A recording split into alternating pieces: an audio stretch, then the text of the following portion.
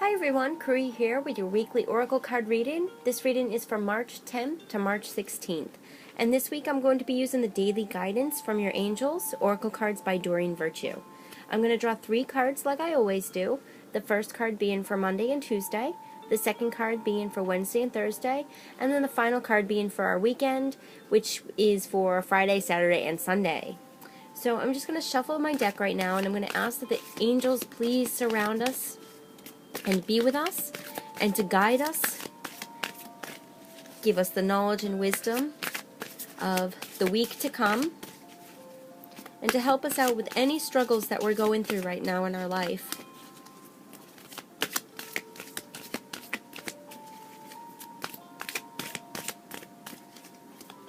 And they're still telling me to shuffle.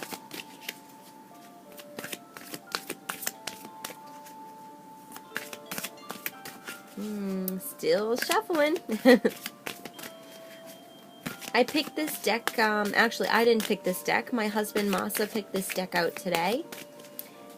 So there wasn't any particular reason other than he chose this deck, so there was no significant meaning other than that. But I'm very surprised that they're still saying to shuffle the deck, so I think right now the angels are kind of gathering around everyone. Oh, okay, they're done now, I guess. Sometimes when it takes a while for your deck to shuffle, it's bringing in all of the energy of not only yourself, the person who's shuffling the deck, but also the people who you're going to communicate with on a spiritual level. So sometimes if it takes long to shuffle the deck, if you're giving a card reading to somebody, or if you're giving a card reading like I do weekly for everybody in the world, sometimes it might take a little bit longer when you shuffle because you're getting everyone's energy into your deck because you're reading for everyone. So with that being said, my cards are shuffled now, so I'm just going to move this. I'm going to draw 3 cards. My deck is upside down, and it didn't matter.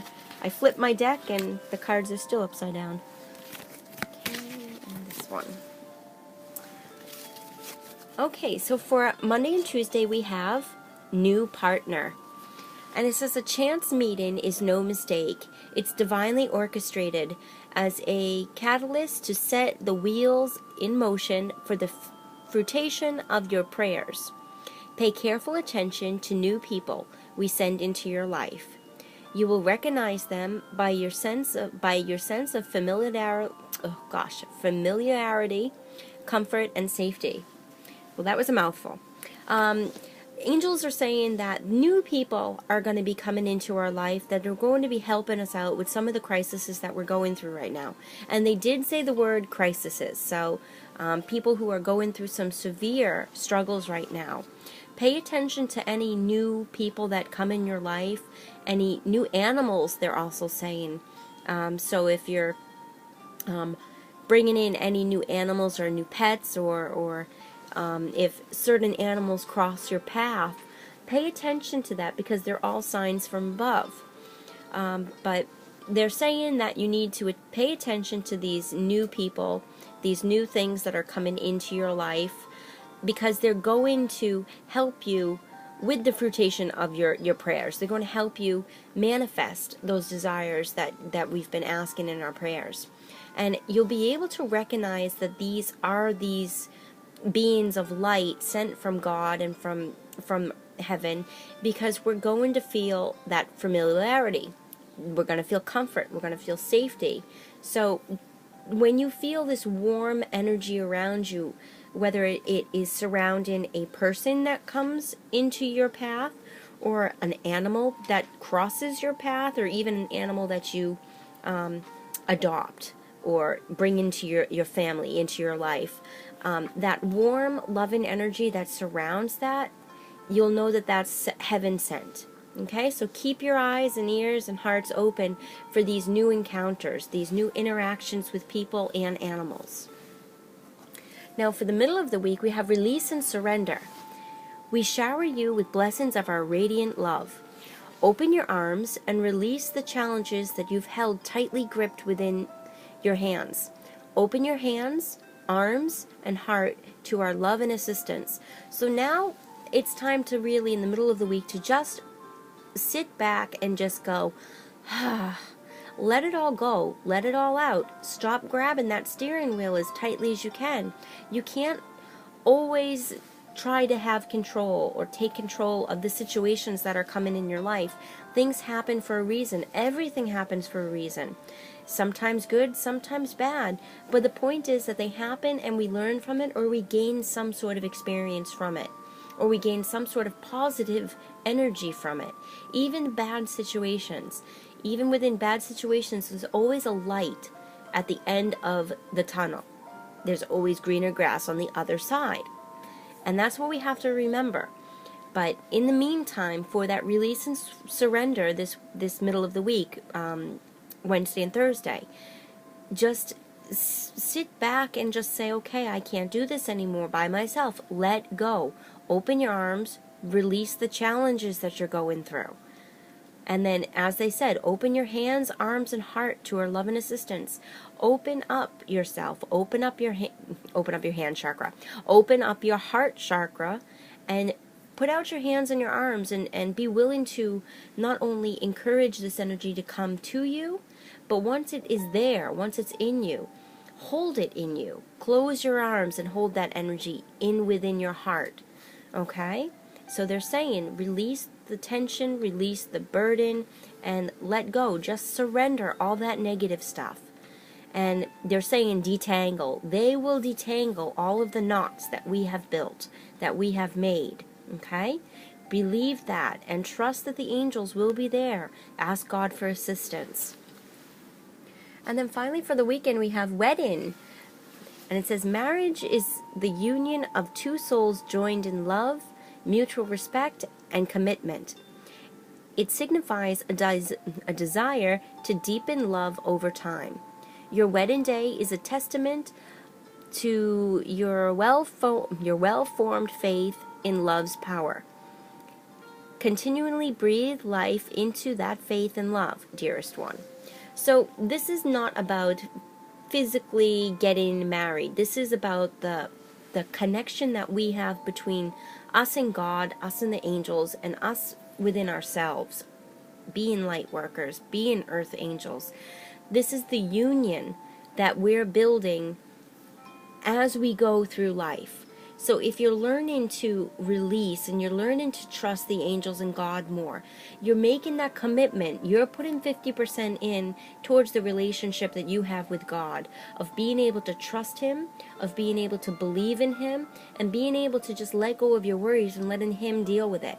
That's the 50% of the commitment that you're putting in towards the marriage, towards the relationship that you have with your God. And God will bring in 50% as well.